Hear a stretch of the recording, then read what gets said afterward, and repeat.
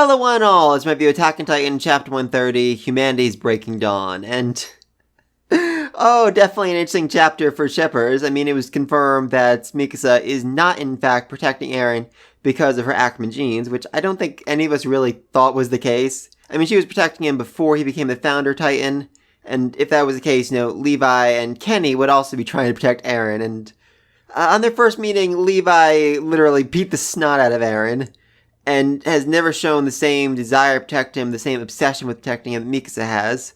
And Kenny straight up tried to kill him. Also, Kenny tried to kill the last king, so yeah, it definitely seems like that would not be the case whatsoever. But getting real confirmation that Mikasa does in fact love Eren because she simply loves him. Because he protected her, because he's important to her. It's a really nice moment for both them and for those who ship them together. A not-so-good moment for the shippers is when it seems to be confirmed that Eren is the father of Historia's child. Yeah.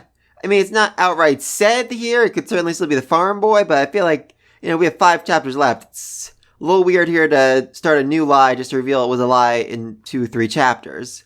So, yeah, Eren realized Mikasa's in love with him, and then he impregnated Historia.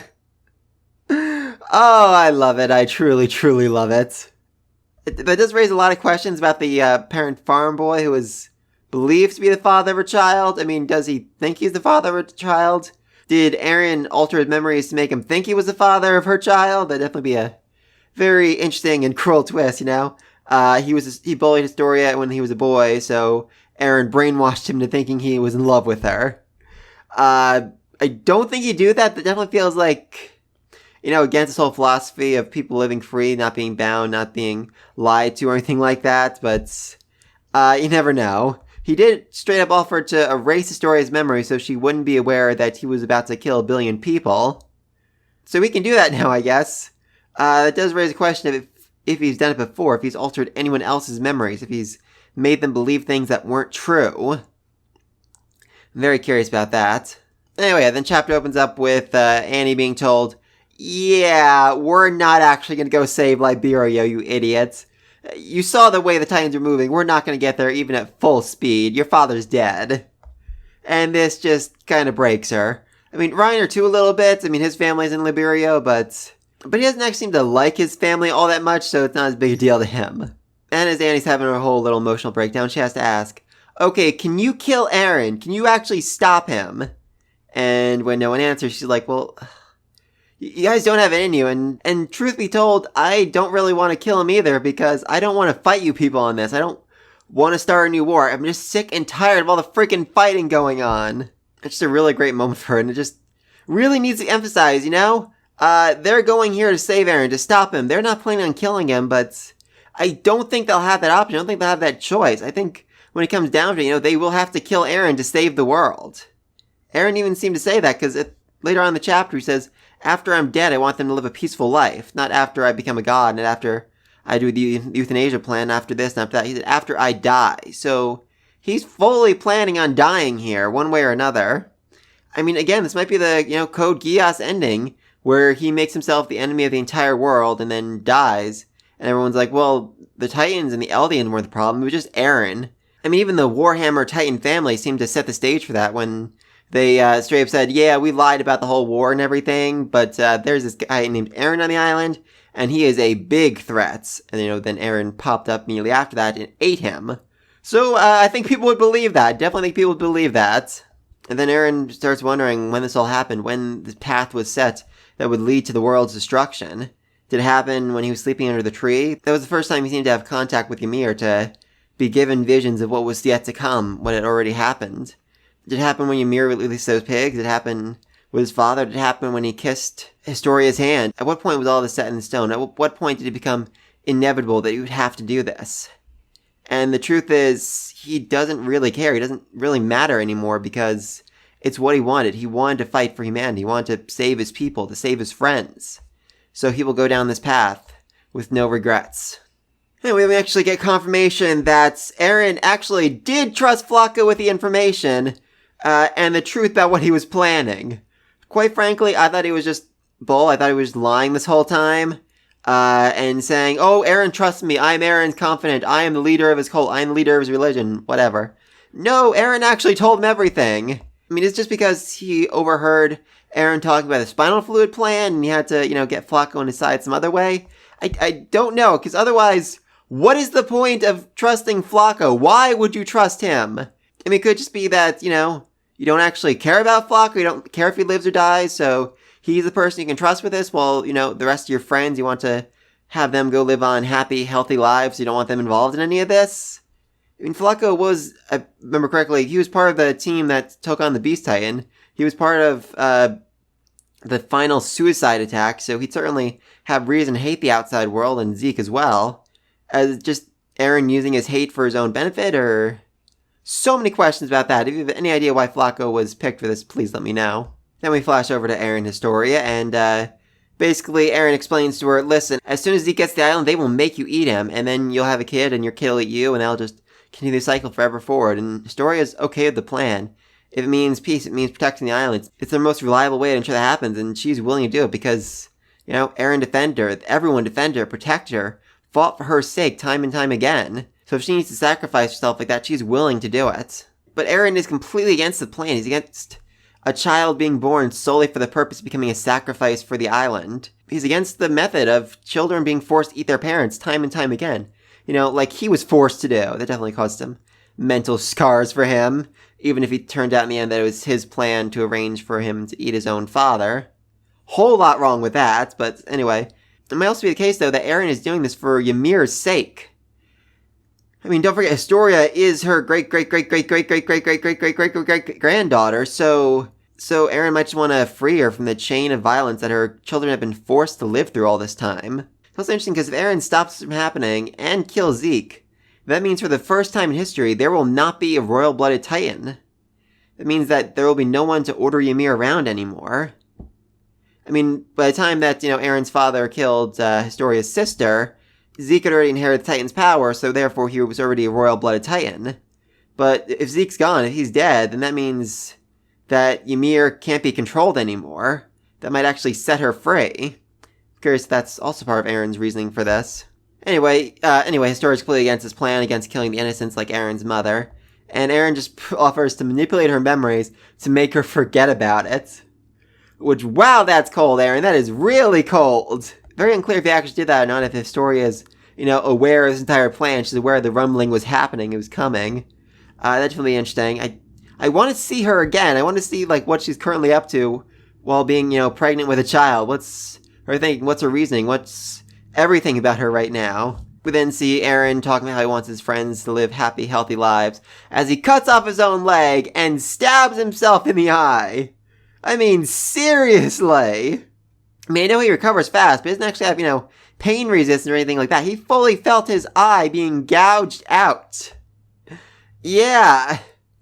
That was, terrifying. That was really, really terrifying. Anyway, then we go see the Global Allied Fleet. Every one of the world's largest cannons has been gathered in one place for one purpose. To stop the rumbling. To stop Eren. And seriously, how funny would it have been if this is all it took, All the world's greatest fleets coming together, managed to take out the Titans, managed to kill Eren. And back on the ship, everyone's like, oh, what are we supposed to do now? We were kind of, thinking we were the only ones in the world who could stop Eren. No. But yeah, no. The fleets do a very bad job at killing Titans. Mostly because they seem to be underwater. Yeah, they're swimming their way to Marley. Did not expect that. I figured, they were so tall that even the deepest part of the ocean, they'd be able to stand up. Or, they just walk along the bottom of the ocean. Do they float? That's never actually been addressed, because, they were all turned into Titans, really close to the shoreline. Could they have, climbed up on the thing and then just kind of walked over to Marley? Was that, a real threat they had to worry about? Because, they always had that one guy who was not turned into a Titan and just made a run for it to have the others chase after him when they turned to Titans. So maybe that was the point of it, just to keep the Titans from ever going near the water and swimming over to Marley. And this is a seriously terrifying shot of the Titan underneath the boat. I mean, this is something like out of Jaws or one of those giant shark movies. The shadow under the boat, so much bigger than them, is so much more terrifying and threatening. And yeah, they look very, very afraid as the Titans stand up and completely obliterate all their ships. without even really trying. And so the last line of defense is just everyone with cannons on the mainland, and they are fine with everything they have, but it is not enough. They are barely even injured, and all that's left is, just to run away. But that doesn't really work considering how freaking fast they are, faster than a horse, according to Hanji. So yeah, they're already dead essentially. And when they see the attack titan, they completely freeze in terror, and for good reason. This guy looks like a freaking monster. I mean, he is a monster. He's coming to kill off humanity. So yeah, I'm fairly safe calling him a monster. I mean, we finally see the full size of him, and it's disturbing. It's very, very disturbing. He is a complete skeleton, except for around the face, which looks mostly bone, but there's also some muscle there. I'm wondering if he's complete, if this is like his final form, or if, the rest of the skin is going to grow over the rest of him, just going to take some time. I mean, he is absolutely dwarfing these colossal titans, so yeah, that's terrifying. That's truly, truly terrifying. And there's still the question of, is Eren in control of this form? Is he awake? Is he aware? Because a lot of people in Eldia were killed when the walls came down. I was theorizing back then that after Eren, gave the order for the rumbling, he kind of lost control. He fell into a coma. He was overwhelmed by the power, and he just fell asleep or something like that. So he's not actually in control. He's just, following the order out of moving forward and crushing everything. And then we flash back to when Eren first saw his mother killed. On that day, he made a vow. He would destroy them all. He would destroy all those who caused this. Back then, he thought it was the Titans, but now it's Marley. It's the world. It's everyone. Everyone has to die. Everything has to be destroyed. And the rumbling begins. Marley begins to fall. So yeah, very bad day for Marley. I mean, they clearly got warning fast enough where they were able to, prepare all their weapons, prepare the allied fleet, all that. So hopefully a lot of them managed to evacuate. I mean, Annie's father is definitely a mystery now because he was, basically staging a revolution last time we saw him, but no idea if that was successful or not. No idea if he managed to, escape from Liberia, managed to convince the Marleyans that there was a real threat and they all needed to get out of there. I mean, if he just, managed to get the guy's gun pointed at him and let the people out, he would definitely be shot. They would all be shot.